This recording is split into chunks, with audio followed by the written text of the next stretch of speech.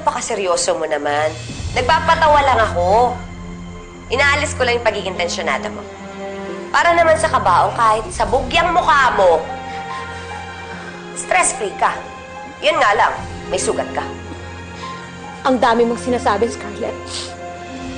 Kung papatayin mo ko, patayin mo na ako. Basta huwag mo lang idadamay si Catherine. Naging anak mo rin naman siya. At ngayon, anak ko na siya?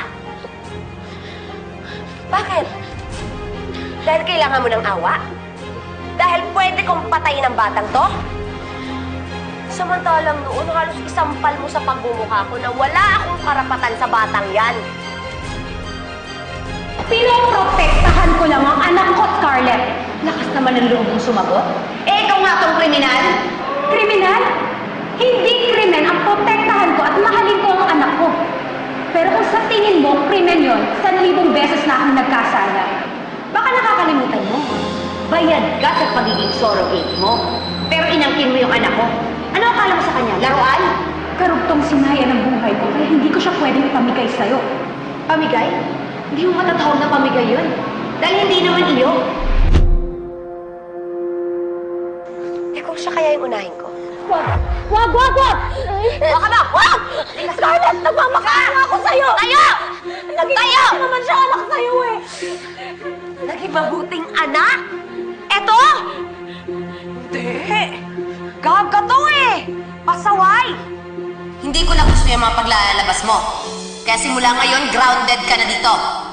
Mommy? Grounded? Lasing ka po ba kaya ka nagjo-joke? Hindi ako nag-joke. Grounded ka na. At kahit saan ka magpunta, magpapaalam ka sa akin. Alam mo, Mommy, hindi bagay sa'yo maging strict. Catherine, grounded ka! Sinabi na eh! Saan ka pupunta? Dito ka lang. Hindi ka aalis. Magmula ngayon, grounded ka!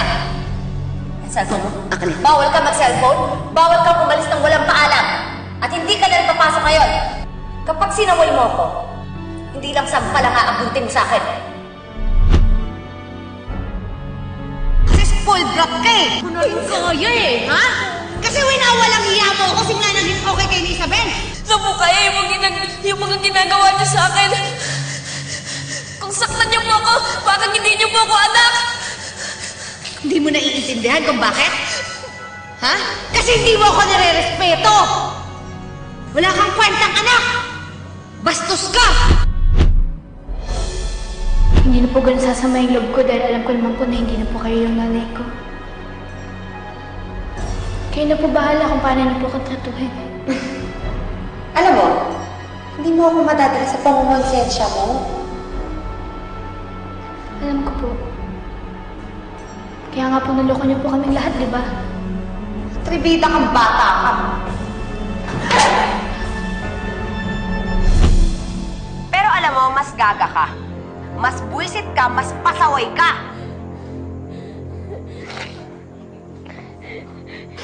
Scarlett, wag! Ako na lang patayin mo! Ako na lang, wag na lang si Catherine! Hindi ka naman magiging masaya eh! Kasi akong kaaway mo, akong kailangan mo, kaya ako ang patayin mo! Nay. Alam mo, may point ka eh. Tama ka. Catherine, wag! Wag po, please.